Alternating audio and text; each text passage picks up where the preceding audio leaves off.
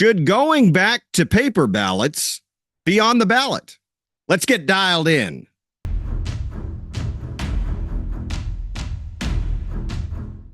Hello and welcome to Texas Talkin, the only show that's still willing to say out loud what everyone else is thinking. And tonight, we're taking on a topic that's gotten a lot of powerful people very nervous: voting. Now, you're probably thinking it's 2024. We live in a world of smartphones, space tourism, and cars that drive themselves. Yet somehow, when it comes to elections, we can't seem to manage something as simple as counting votes.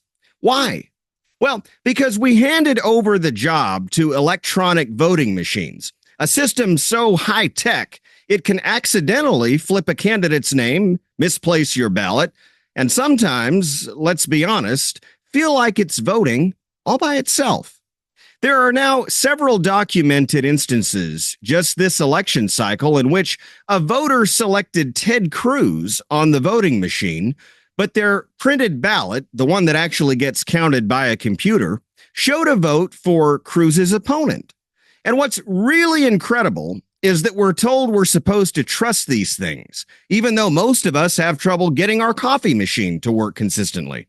But here's another one of my crazy ideas. What if we ditched the machines and went back to basics? You know, paper ballots. Yes, actual pieces of paper. And maybe, just maybe, counted those votes by hand. Radical? Sure. But guess what? You can't hack a pencil. And unlike certain voting machines, a piece of paper doesn't suddenly recalculate itself. Now, some people tell me this is just too slow, too old-fashioned. Platts, you're a dinosaur from the days of old, they say. Well, they must have missed the last election cycle because speed is not exactly what we're known for.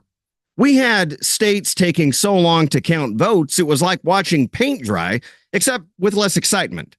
Paper ballots and hand counting might just be the refresh we need to get back to basics, transparency, and dare I say it, trust. Which brings us to our guest tonight, an advocate for doing exactly that. Going back to good old paper ballots, Lori Gallagher is a grassroots conservative activist who devotes much of her time to an organization called tallytexas.org. And she's here to explain why they think ditching the machines, grabbing a stack of ballots, and counting them by hand might be the key to a fairer, cleaner, and most importantly, less insane election process. So, can we really bring back the old school way of voting and make America's elections great again? You're going to want to hear what Lori has to say, so grab a pencil and stay tuned for the truth about paper ballots.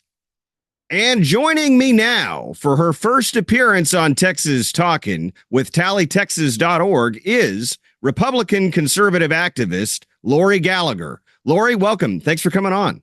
Hi, Shilo. Thank you so much for having me. Well, of course, because I think what you're doing is very important, and I want my viewers to know about it. So if you would, Lori, tell us a little bit about your involvement with tallytexas.org and what it is that organization seeks to accomplish. Okay, well, Tally Texas is an educational organization, and we work to teach Texans about their constitutional Republican form of local self-government. And so we teach about how each county in Texas is broken into 4 to 8 county commissioners' court precincts. And then those precincts are divided into election precincts. And each county commissioner, most counties in the state have 4 county commissioners, but the Constitution allows up to 8 county commissioners. And this is the infrastructure of our United States electorate, and also here in Texas, this is how we count. And so we are teaching that we have county parties, Republican Party of Williamson County, and in these county parties, there are county election precinct chairs. And so, like your Republican Party has an executive committee, and that is made up of these election precinct chairs. And most people think that, like, the Republican Party is Thank you for serving. Thank you. So it's the most important. It used to be the most important elected position in our Republican form of government, but unfortunately, we've gotten a little far off the path of self-government, and we have private for-profit corporations that have taken over the role of the people and the party. And so the party right now is on its way back. It is, we're seeing about half and half. The kind of the old guard folks that like globalism, and then The dying vestiges of the Bush yes, dynasty. that's exactly right. And now you're seeing a fresh group of people come in that are America first, Texas first, and they are becoming the majority. And but we need more Texans to come out and not be afraid.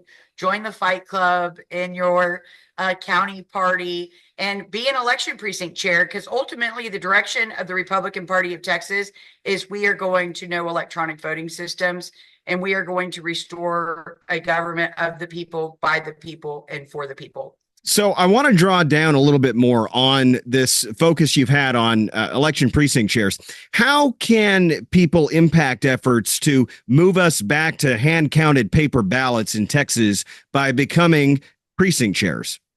So let's go back a little bit in history. We had to go back. Gillespie County successfully hand counted their 2024 GOP primary. And working with Jeanette Hormuth and Angela, we really were like, we were in shock, because during you have your primary in March, and every party is supposed to have their own primary. And these election precinct chairs for each party become the presiding judges over their election precinct. And that presiding judge is a judicial role with judicial powers. They can make this is why we think the judges don't, the district courts and the courts don't want to get involved, because historically the elections were done by the people. And so in these election precincts, you and your neighbors, let's say, it was no more than 2,000 registered voter per election precinct. So Shilo, like, you would have 2,000 registered voters in your neighborhood that you would be knocking on the door. You would find the polling location as the election precinct chair. You would find the location, and you would find neighbors that would hand count. And so this presiding judge lived with you, was a stakeholder in the political power of that election precinct. And then they selected trustworthy folks from your election precinct that would hand count the ballots. So we learned at Gillespie, the election precinct chairs for the Republican Party, they became the presiding judges, and they found the volunteers, and they hand counted their ballots inside of their election precinct. And it's supposed to, we're not all this 20 days of voting. Our constitutions clearly define one day, and it says that the security and the purity of the ballot box must be maintained at all times. And it was the election precinct chair that became the presiding judge. And that morning, the ballot showed up. That election precinct chair presiding judge took possession of those ballots and guarded and maintained the purity and the security of the ballots all day long. They signed their full signature on the back of every single ballot to certify that ballot was legal. And then at the end of the day, after your neighbors had counted your election precinct's ballots, that election precinct chair presiding judge would certify that those results for your election precinct had been in their custody, in their line of sight, under their guard. They certified that the purity and the security of that ballot box had been maintained all day. Well, now it's just, we've lost our way. As you know. And so those presiding judges, then the county chairs would take that list of election precinct chairs and give it to the county commissioners. So like, I live in a precinct 267, and my county commissioner is Cynthia Long. She is commissioner 2 for precinct 2. And so Cynthia Long has a certain number of election precincts that she represents. She can't make decisions. Oh, she's not supposed to be making decisions for precinct 3 and precinct 4. I'm under her jurisdiction. She is our representative, and she makes very important decisions that are life and death decisions for all of us. And so that county commissioner, the election precinct, is an extension almost of that county commissioner's court. So those commissioners look at that list of presiding judges and alternate judges, and depending on who won a governor's race in a previous election, they place your election precinct chairs as the presiding judge of the general. So you will have, and it has to be a Republican and a Democrat or a bipartisan, two different parties. So those, let's say Republicans won, we have a Republican governor, you're in the general election, who would be counting your ballots would be a presiding and alternate judge, one for the Republican Party and one from the Democrat Party to keep checks and balances. And then they would find the location, have the volunteers there, certify the results together. Everybody would be watching. It was a very transparent process. And we have to return to that. So that election precinct chair was the most powerful position. It'd be like, you know what, ES&S is a Supreme, they're doing a great job as a Supreme Court. We don't need the Supreme Court anymore, right? We've got a private for-profit corporation that can do what they're doing. What could possibly go wrong? Yeah, that's right. And so we were replaced, and it was done at our county commissioner's court with a contract with a third party for-profit corporation. They didn't just buy the equipment like you would buy your home computer, you take it home, and you don't really talk to the manufacturer anymore, right? That's it. Well, they went into like an agreement where the electronic voting system companies became a government entity, and they didn't go away. It is a contract. And when they signed that contract, we believe our form of government was changed and the people have been pushed out of the process.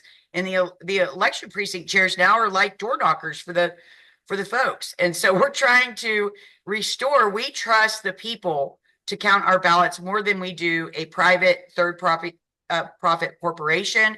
And we believe Texans, nobody should be involved in the business of Texans, and that our ballot box is life and death decisions being made. And we have to trust that the security and purity of the ballot box is there. And we can do that if we fill those election precinct chairs. So setting aside the hanging Chad paper ballot debacle of 2000 in Bush v. Gore, Lori, it just seems like when I was a kid, even, that it was a much simpler time. You showed up and voted on election day. You didn't have this 2 weeks of early voting. The paper ballots were submitted and counted. Yet the naysayers constantly tell me we can't go back to that. There's no way. We don't have time. We don't have the infrastructure. It'd cost too much, so on and so forth. To them, you say what? Well, they're right now. We need the people of Texas to step up and fill those election precinct chairs. We need the Democrat Party election precinct chair positions filled because we want who they put up in the general election to be elected by Texans. We want the Republican primary candidates to be elected by Texans. So and really, I'd add to that, we want the Republican primary candidates to be elected by Republicans. Amen. We have way too many Democrats voting in Republican primaries. Yes, that's right. That's right. And so there, right now, we need volunteers, and it takes those election precinct chair positions that is the infrastructure. And so right now in Texas, over 50%, under 50% of those election precinct chair positions are not filled. And so we're looking to fill them. Right. We're doing a great job. We come a long way in 4 years, but we need more volunteers to step up and say, you know what? We're going to be our election experts. We're going to conduct our own elections. And then we can show our county commissioners court, we're ready to go. We're trained. We have the location. We have the volunteers. We're doing this. So what inspired you to put this level of effort, time, and commitment into hand count paper ballots? Well, I was a poll watcher in the November 2020 election recovery attempt, and ES&S electronic voting systems catastrophically failed in Williamson County, and they could not generate true election results. And instead of saying, whoa, Judge, it was horrible, it was a complete disaster, we're going to have a new election, our county commissioner's court certified the fraudulent election results. Wow. And we petitioned, hey, we got to get these machines out. We've got to at least have hand-marked ballots with them so that we can recover when there's software failures, glitches, malfunctions. We've got to be able to recover. Well, if you do not have a hand-marked ballot in an election precinct, your ballot is not secret, your ballot is not secure, and you cannot recover from failure of these machines without that. And 85% of registered voters in Texas are forced to use ballot marking devices. So this experience, it traumatized me. It changed my whole understanding about our state, about our situation, and a sense of urgency that, hey, our ballot box is not secure and the ballots are not pure. And this is only going to lead to disaster. So, and I'm going to temper this with a little bit of caution. If, and that is a big if, we show up throughout this early voting process, and of course on election day, I'm confident that Donald Trump is going to win the presidency. Based on all of the betting odds that I've seen, I think it's going to be a blowout. That being stated, if regular grassroots citizens don't get involved and invested, what you're talking about in the political process, our Marxist enemies on the left will once again seize power. So what are some ways, aside from just showing up on election day and voting, that people can get involved? Well, it's your county commissioner's court. We have been undereducated about the power of our county courts and the importance of our county commissioner's court. If you're in a larger county, 27 counties have 100,000 or more in population. If you're in a larger county, you need to be learning about your county court, watching the weekly agenda, watching the meetings online. Most of the larger counties stream online. They have records. You could go and type in election and kind of get a history of what system your county has adopted, what third-party for-profit corporation they have partnered with to conduct your elections. And so your elections are certified at the county commissioner's court for your general election. It's at the state level as well, but that they could say my county commissioner in November 17th, 2020 voted no to certifying the 2020 election results. And so she was the only one, but it was important. God she wasn't bless on her. the ballot. She did it. And so, but after that, if we had more people coming to the county commissioner's court with us, it's like speaking Greek. I had somebody laughing like, Lori, it sounds like you're talking Greek. These electronic systems have separated the people to where they can't understand. But Texas has a non-electronic election system in its election code right now that everybody can understand and participate and audit.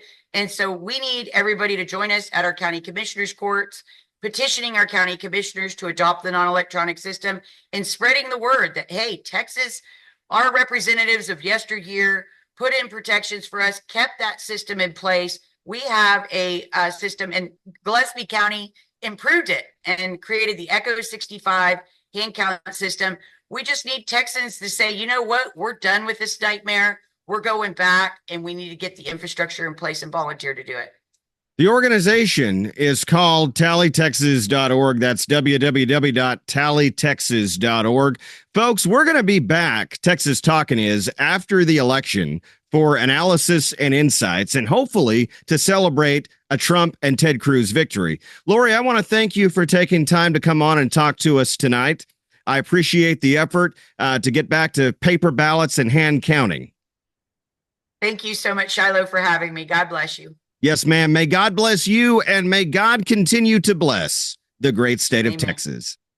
Stay dialed in to interviews and content just like this by clicking that follow button on my Facebook page, or hit the subscribe button to learn more about exclusive access that you won't want to miss.